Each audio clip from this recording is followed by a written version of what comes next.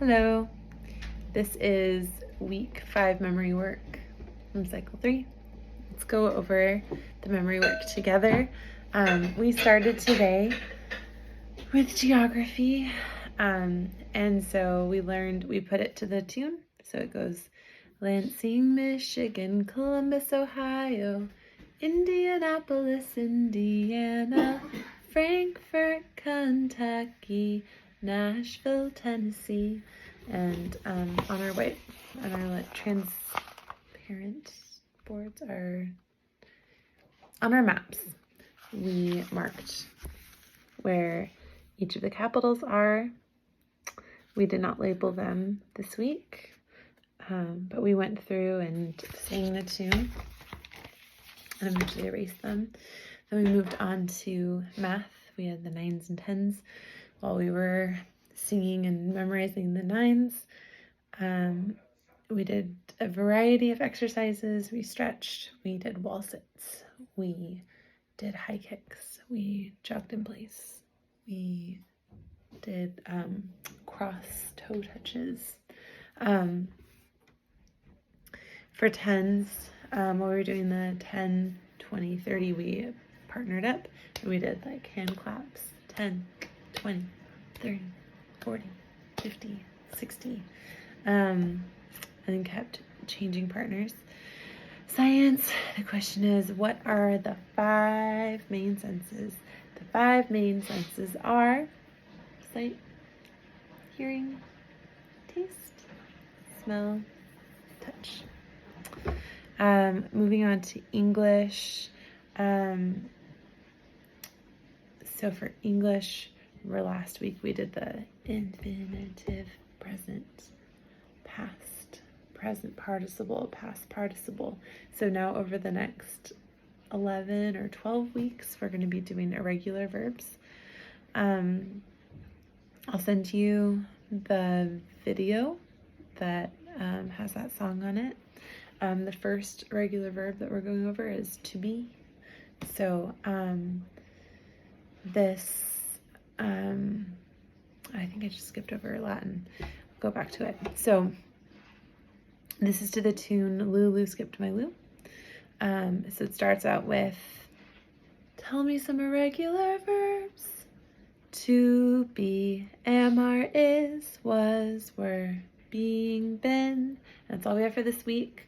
If it helps to be able to remember, infinitive is, to be is infinitive. So we do to be, and then am, are, is present. So we go am, are, is, and then past is was, were, and then present participle is being, and then the present participle is being, past participle is been. So we go to be, am, are, is, was, were, being, been. And if it's helpful for you to use these signs that we memorized last week and to keep doing this as we're conjugating all of the irregular verbs, go ahead and do that. Otherwise, you can just sing along. So I'll hop back to Latin. These were more Latin verbs. So this is to the tune of Pere Jacques, or Are You Sleeping, Brother John? So we do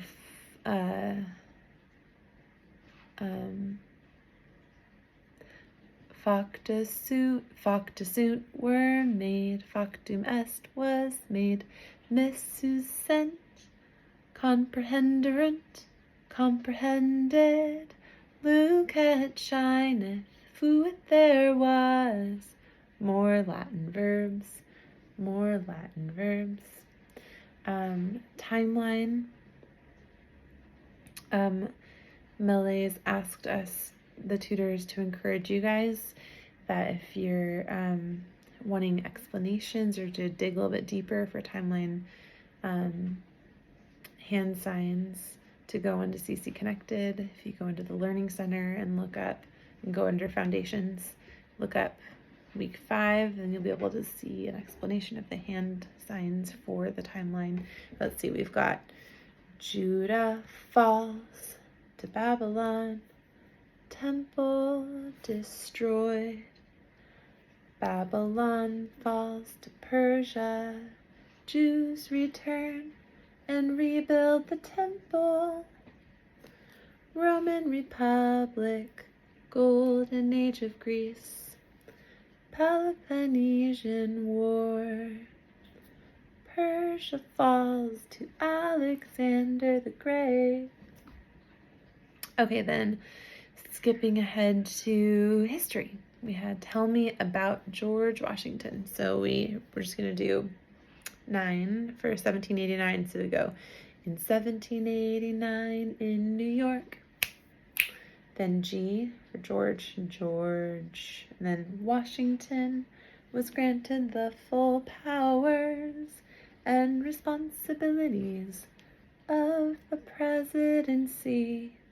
And then like you're unrolling a scroll of the U.S. Constitution. So I'll do that again. Tell me about George Washington. In 1789 in New York, George Washington was granted the full powers and responsibilities of the presidency by the U.S. Constitution. Then last, we had Bible. We're still learning the books of the Old Testament. Last week we did Genesis through Ruth, and in order to get to this week, you have to think of where Ruth left off. So it's like Ruth, and then that takes us to 1st and 2nd Samuel, 1st Kings, 2nd Kings, 1st and 2nd Chronicles, Ezra, Nehemiah, Esther, Job. So in my head, I always have to go back to Ruth, but so you could practice it that way, going 1 Samuel through Job, or you could just go from Genesis to Job. That might be easier. Okay, so that's all of our memory work. Presentations. We talked about projecting your voice. And so I was encouraging them to stand tall, take a deep breath where you fill up your lungs all the way to your diaphragm. You're wanting to speak from your diaphragm. I did a demonstration of if you're talking to someone face to face, you're not going to be talking very loudly. There's not much need for projecting.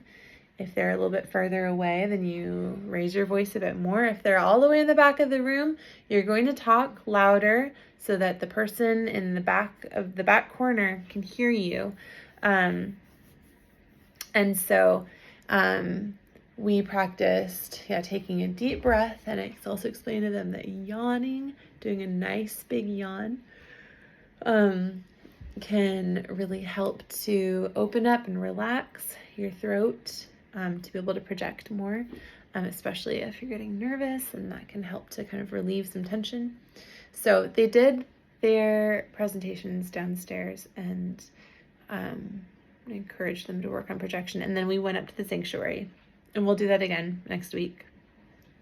And so the whole class, we all sat in the very back row, and one at a time, they would go up to the front, and they would just tell us what their name, their age, the city they live in, and who the silliest member of their family is. And just trying to give them something easy to present on, so they're not as focused on that, and they can focus more on projecting. Some of the kids are naturals when it comes to projecting. Others, we had to go a little bit louder if we need to hear you more. And even the ones that were kind of harder to hear right at the beginning, it was amazing how much more they were able to project through the whole sanctuary to the back of the room by the time they got to their 3rd or 4th sentence. So that was impressive and encouraging to see that progression. The science experiment was great. I don't know if there's anything to discuss from that. And let's see, fine arts.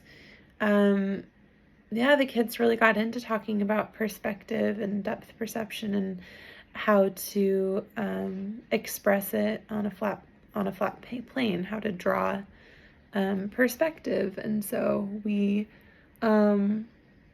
first we just did normal 2D shapes, and then I showed them how to make modifications to draw them as 3-dimensional shapes.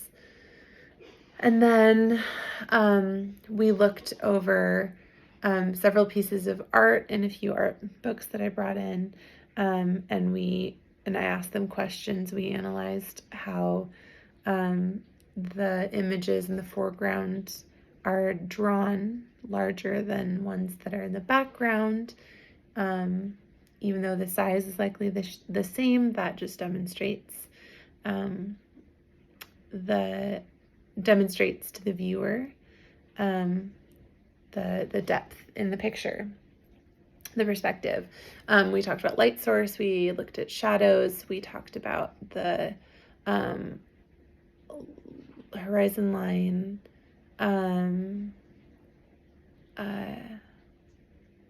And oh gosh, my mind at this time of night, I'm really fading, guys.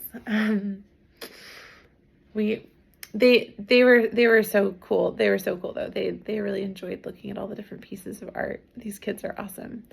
They all had input and enjoyed looking at each piece. I loved it. And then they each got to draw a room, and that's showing depth, and things in the foreground they would draw larger than the things in the background. And review game. The review went well. These kids are on it. They know their stuff. So, as I've said in the past, please let me know if you have any questions. And I will see you all next week. All right, bye.